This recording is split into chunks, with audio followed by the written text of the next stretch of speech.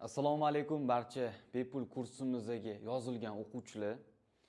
Kanalimizda odamlarning soni ham 20 mingtadan ortdi. Buning uchun barchaga kattakon rahmat. Bu bizning birinchi darsligimiz, ya'ni hozirgi ko'rib turgan darsliginglar birinchi darslik. Bugungi darslikda sizlar bilan birinchi qadamni qo'yamiz va birinchi qadamni qo'yayotganda shuni eslatib o'tamanki, ikkinchi, uchinchi darsliklarda konkurs bo'ladi. Siz tekinga o'qiyapsiz.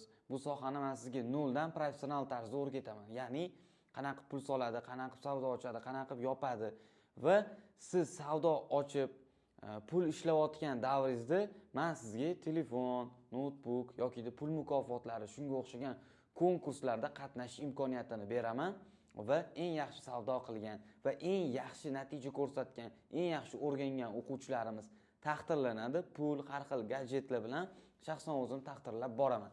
Shuning uchun har bir videoni tomosha qilib, uni videodagidek birma-bir takrorlang va xudo xolasa natija qilishingiz kafolatlanadi. Bugungi darsligimda sizlarga Amarkets brokeridan ro'yxatdan o'tish, verifikatsiyadan o'tish, hisob to'ldirish va Amarketsni MetaTrader ilovasiga ulashni o'rgataman. Amarkets bu broker hisoblanadi. Ya'ni biz hisobimizni to'ldirib savdo qilishimiz uchun kerak. MetaTrader platformasi tillada, oltinda yoki boshqada savdo qilishimiz uchun kerak bo'ladigan savdo platformalari hisoblanadi. Ya'ni bu ikkalasi bo'lmasa savdo qila olmaymiz. Sizlarga boshdan tushuntirib beraman. Hozir sizlarga video tarzida broker ochish, verifikatsiyadan o'tish, hisob to'ldirish va uni MetaTrader ilovasiga ulash, shu darsliklarni bugun sizlarga tushuntirib beraman. Videodagidek hammasini birma-bir ketma-ketlikda bajaradigan bo'lsangiz, sizda ham o'xshaydi va bu narsani videodagidek qiladigan bo'lsangiz, daromad qilishingiz mumkin bo'ladi. Eslatma do'stlar, agar kim yaxshi mana shu videoda natija ko'rsatib aytganimdek qilib beradigan bo'lsa, pul mukofoti bilan taqdirlanadi. U ikkinchi, uchinchi videoda aytib o'tilingan.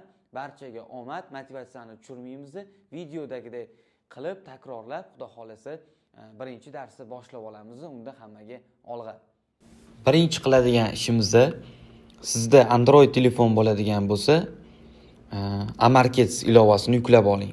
Amarkets. Agar sizda iPhone bo'ladigan bo'lsa, App Store'dan Amarketsni yuklab olasiz. Amarkets yoki sizda kompyuter orqali kiradigan bo'lsangiz, pastda link qoldirib qo'yaman. O'sha link orqali kirishingiz mumkin. Xo'p, endi bizning birinchi qiladigan ishimiz ilovani yuklab olamiz va bu yerda Открыть счет turibdi. Mana shu sariq yozuvni ustiga bosamiz. Sabziraymi? Endi bu yerda demo va yonida realniy turibdi. Biz demodan mana realniyga o'tkazamiz. Va har doimgidek nima qilamiz? O'z ismimiz, o'z familiyamiz va email pochta, telefon raqamimizni kirgizib chiqishimiz kerak bo'ladi.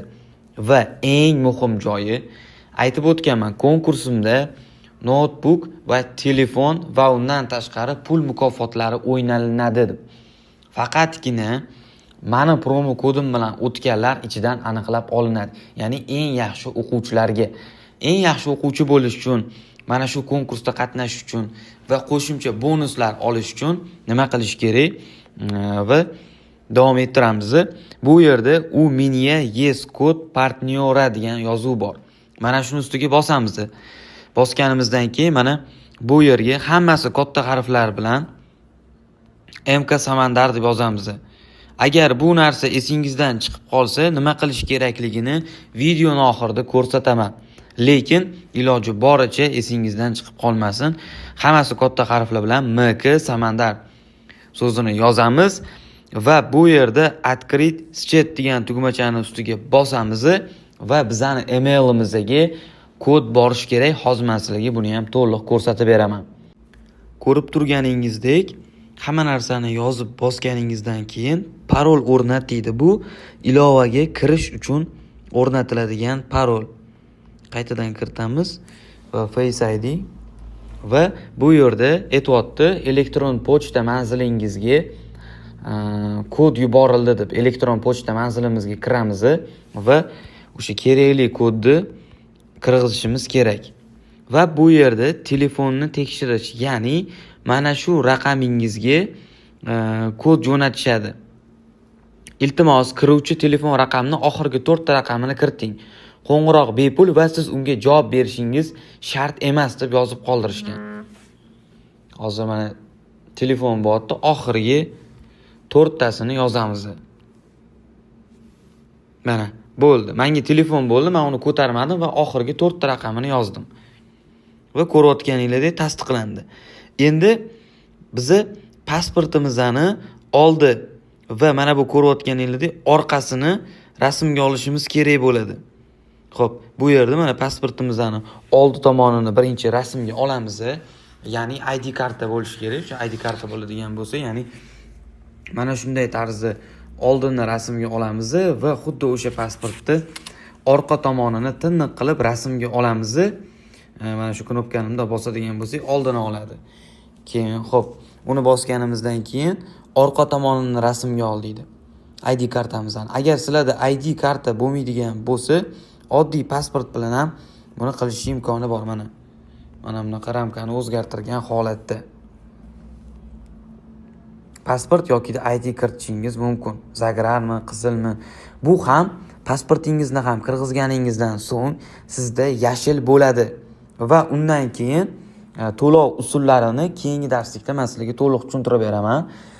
Ya'ni o'zingizlarning o'sha plastik kartalar orqali to'ldirib chiqarish batafsil mana shu videolarda ko'rsatib beraman. Hozircha mana shu narsani takrorlab qilishingiz sizdan so'rab qolinadi. Keyingi darslikda hisob to'ldirishni va MetaTraderga hisobimizni ulashni o'rganamiz. Eslatma, agar siz hamkorlik kodini yozmagan bo'lsangiz, mana shu ilovaga kirib ko'proq tugmachasini bosasiz va bu yerda hamkorlik guruhi turibdi.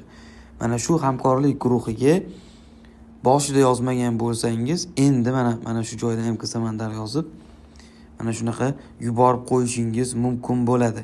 Keyingi videolarda ko'rishguncha videoni har bir qismini ko'rib, biriga bir qilib takrorlashingiz so'raladi.